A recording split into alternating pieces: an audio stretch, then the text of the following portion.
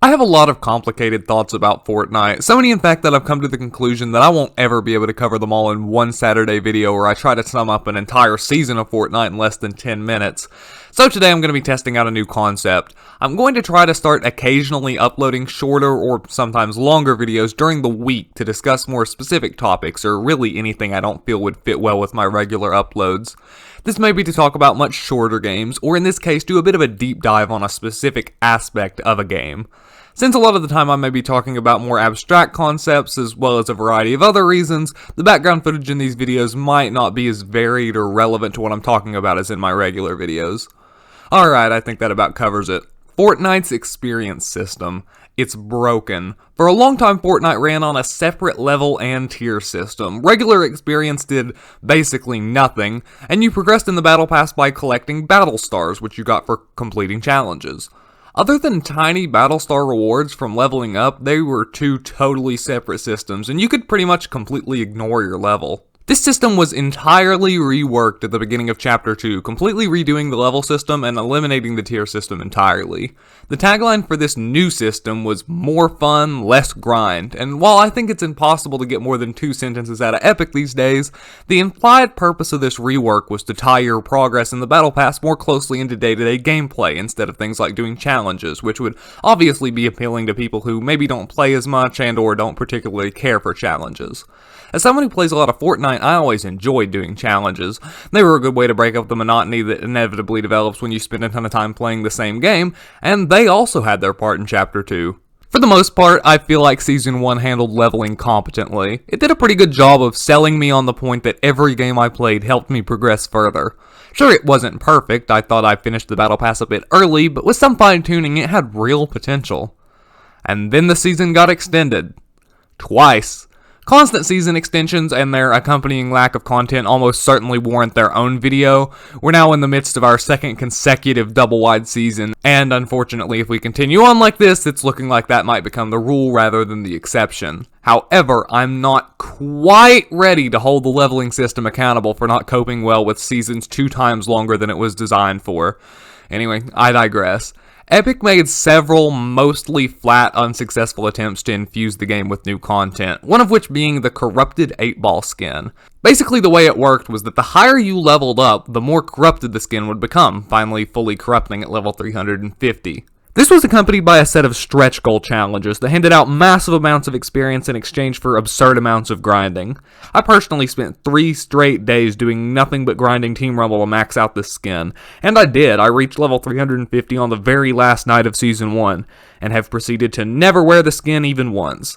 And then Season 2 launched. Season 2 brought with it a couple of subtle yet extremely important changes to the way experience was gained in Fortnite, starting by nerfing badge medals from 8 and 16,000 experience per medal to 5 and 10,000 respectively. They also nerfed weekly challenges, dropping those from 52,000 experience to 40,000. These changes would have been very reasonable in a semi-normal season, a step in the right direction towards fine-tuning leveling in the Battle Pass. That is, if it weren't for that pesky second change, the progressive skins. Apparently, Epic liked the corrupted 8-ball skin so much they decided to make it an integral part of their business model moving forward. Every skin in the Season 2 Battle Pass has had an unlockable golden style fitting in with the theme for this season. Starting with Midas at level 100, every time you level up, the skin will be covered in a bit more gold until it's fully gilded 40 levels later, and you move on to the next skin. All culminating when you finally max out the Agent Peely skin at a whopping level 350. Hopefully you can already see where the problem lies. Where exactly are we supposed to get that much experience? This is a question the Fortnite community has been asking itself for over 110 consecutive days. However, calculating the exact amount of experience and, more importantly, time any given person would need to reach level 350 is an incredibly complicated task that inevitably devolves into messy averages and just generally doesn't work very well. Plus, an absolutely massive part of the equation is the response from Epic. So, generally, players mostly just ended up settling on, we'll have to wait and see. Getting to level 350 in Fortnite Chapter 2, Season 2 is nearly impossible. And I mean that literally. Never before in the history of Fortnite has any reward ever been so hopelessly out of reach of the player base that I'm not even sure if I'll be able to properly convey the severity of the situation, but I'm going to try my best.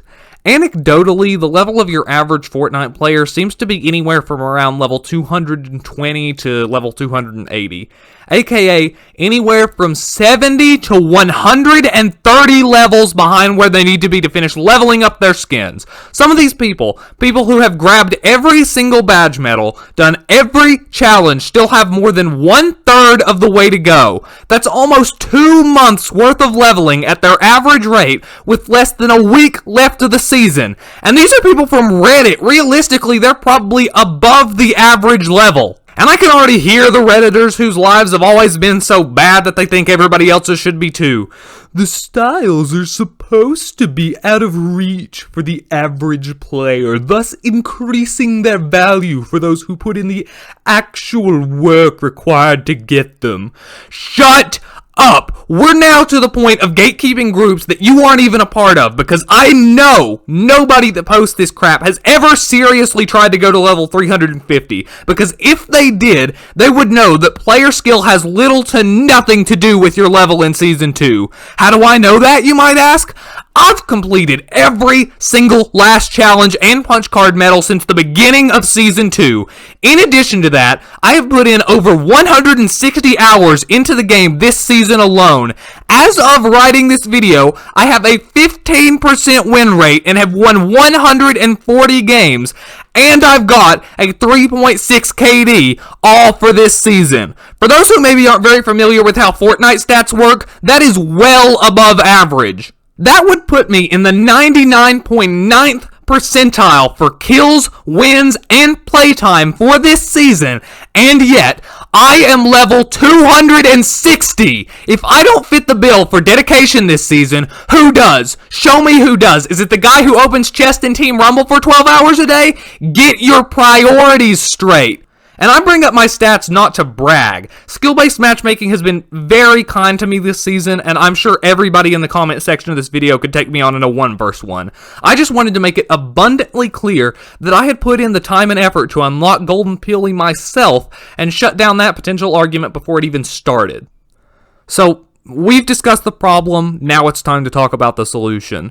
What can Epic Games do to save the leveling system this season before it's too late? Obviously, there's a lot they could have done months or even weeks ago, but with less than a week left until the launch of Season 3, I only see one option here, and it's an absolute no-brainer. Make it possible to level up these skins after the season ends. It isn't a controversial idea at all. After all, it was in the game for 5 entire seasons, yet another casualty of Chapter 2. Having unlockable styles locked to a specific season only serves to create fear of missing out on players, which might keep them cemented to their seats for now, but when that bubble finally bursts, and it will, it almost certainly will leave a bad taste in their mouths that might even sour them to the entire game. Unfortunately, it seems Epic has already made up their minds that this is the direction they want their game to go, and you know Epic, when they make up their minds to do something short-sighted and stupid, there's not a whole lot anybody can do to stop them. Wow, this video ran long, and this is the abridged version of the abridged version. Hopefully you enjoyed it. Be sure to let me know what you think about the whole midweek video idea. I definitely don't think it's going to become like an every week thing or even an every month thing, but I'm really excited to have the option open to me to discuss more niche topics every now and then. Fortnite usually does really well on my channel, so I have to make sure I take this opportunity to say, if you enjoyed the video, please leave a like, and most importantly, subscribe. We are inches away from the big 500, and I have some more excited stuff planned in the future. You can also follow me on social media, and join my Discord server, all linked down below. And, I guess that's about all I've got for you today, but I'll be back Saturday with a regular upload. I'll see you then. As always, thanks for watching.